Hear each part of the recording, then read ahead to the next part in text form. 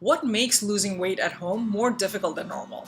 Guess what? Both Lucy and I have lost weight and built muscle without a gym membership in the past. In fact, when we started Coach Viva, we barely left the house, which is not the point, but the point is that you can actually lose fat and gain muscle while at home because we did it and we'll show you how. By the end of this video, you'll have confidence that you're having the most effective workout even while at home. First, I'm going to give a quick prerequisite summary of how weight loss works in general. The only way to lose weight is to consume less calories than you burn. Now, how many calories you burn throughout a day can change, but it generally averages out to a certain point over time. Now, the only way to lose weight is to either consume less calories below the amount of calories that you burn, or work out to expend more calories than you're burning right now, or do a combination of both.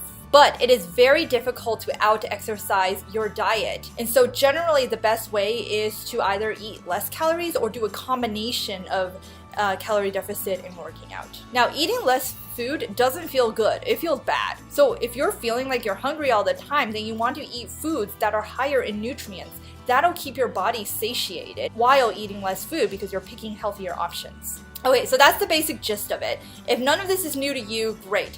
If all of this is new to you and you want to learn more about it, then I'll link out into a video below where we talk more about this. Okay, point is, no workout in the world can fix a bad diet or a bad mindset. And this is a good thing because it means that even if you're stuck at home all day and live a sedentary life, you can still make progress. Okay, so with that out of the way, let's get to the meat of it. Number 1, revving up your energy expenditure through your daily living.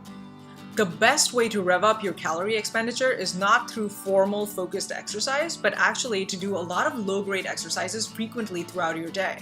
In fact, in our video on exercises to lose weight, we went into detail on why this is true. I'll link the video below in the description. But the gist of it is that unless you're training like a full-time athlete, formal exercise only accounts for about 5% of your total daily calorie expenditure.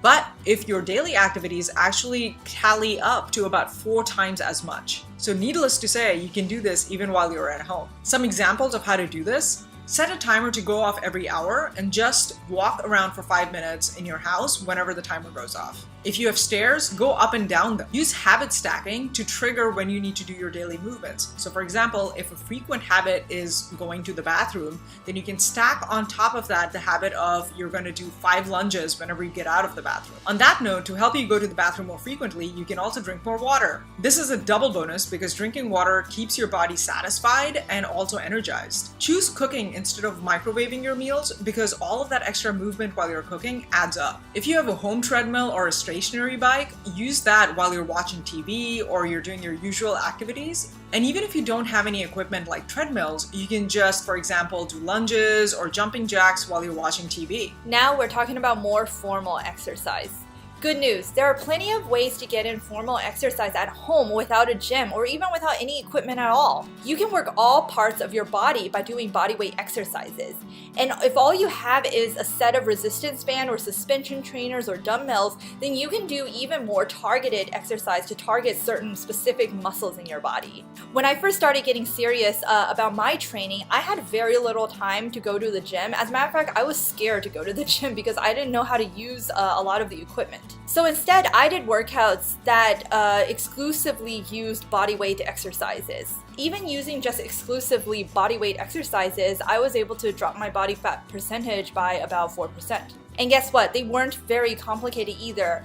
I just used 6 different exercises that target the different areas of my body. So I'm going to show you the 6 types of exercises that you need, which will train your entire body and really help get in the most efficient workout for the time spent doing it. These exercises are great because they work multiple muscle groups rather than single joint exercises like, oh, just your biceps or just your abs. These work a lot of muscle groups at the same time, which is why you only need to do 6 of them.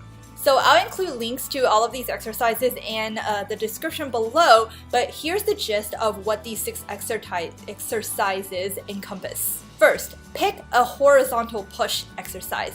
These are exercises in which you have to push something away from you horizontally, like that. So these exercises work the chest, the abs, and the arms. For instance, bodyweight style push-ups or resistance band chest presses. The second type of exercise is a horizontal pull. So this is the opposite of the horizontal push, where you're trying to pull a weight towards you horizontally. The horizontal pull exercises work your back muscles, especially the mid-back. A body weight example of a horizontal pull exercise is an inverted row where you might get below a bar or a table and then you have to like pull yourself up to it. And you can also do this with resistance bands or suspension trainers. With resistance band, you can wrap it around a pole and then pull the resistance band towards you. The third type of exercise is the vertical push. So like the horizontal push, the goal is to push a weight away from you, only this time you're lifting it up vertically. And this really works your shoulders, your arms, and even some of your back.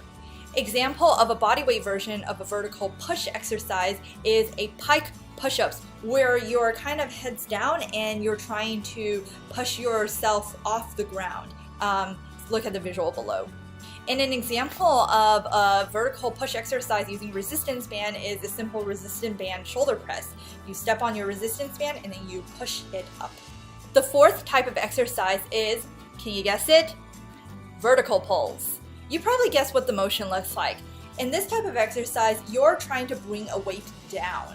And this really works your upper back a lot, as well as some of your arms. Now, the quintessential vertical pull exercise is the pull-up, where you grab onto a bar and you lift your body up completely. Now, a lot of people cannot do a pull-up just from the get-go. They have to work up to it. And so there are different variations of it. For instance, you can use some bands around your legs to help distribute some of that weight, and so that it's easier to pull yourself up. And then you slowly transition into lighter and lighter bands until you can do your own pull-up. If you have certain resistance bands, you can also just do a pull-down exercise where you loop a resistance band around something high up above you, and then you just pull it down towards you. Now let's get down to the lower body. The fifth type of movement is the squat movement. As the name implies, it is a movement where you squat down. As you're squatting, your body should be moving as one unit down. It should be a very vertical movement. This type of exercise works the legs, of course, and especially it works the quads, which is the front of your legs. Body weight examples of the squat variation is body weight squat, but also lunges and static lunges and Bulgarian split squats. You can also make these exercises harder by putting a looped resistance band around your legs and then trying to perform the same squat motion.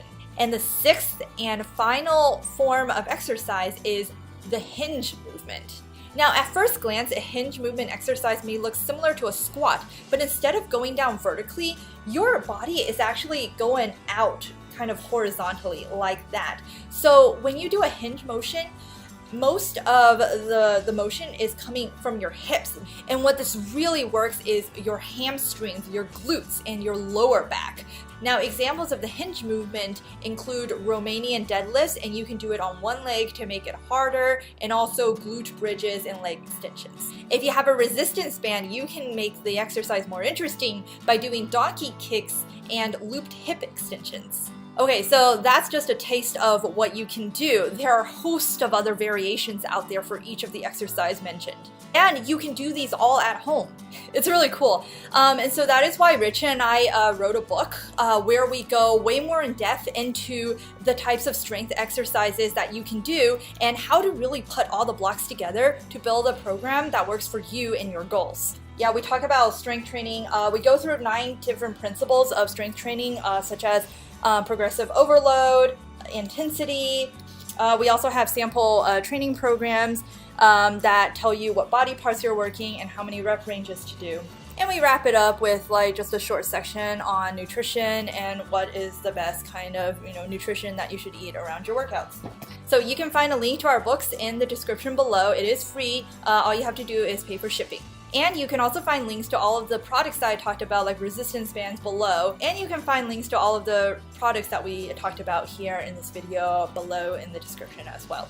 And there you have it, an effective plan that will get you losing weight and gaining muscle even while you exercise at home. If you like content like this and you want to see more of it, go ahead and hit that subscribe button and also hit that bell icon so that you get a notification every time we upload a video.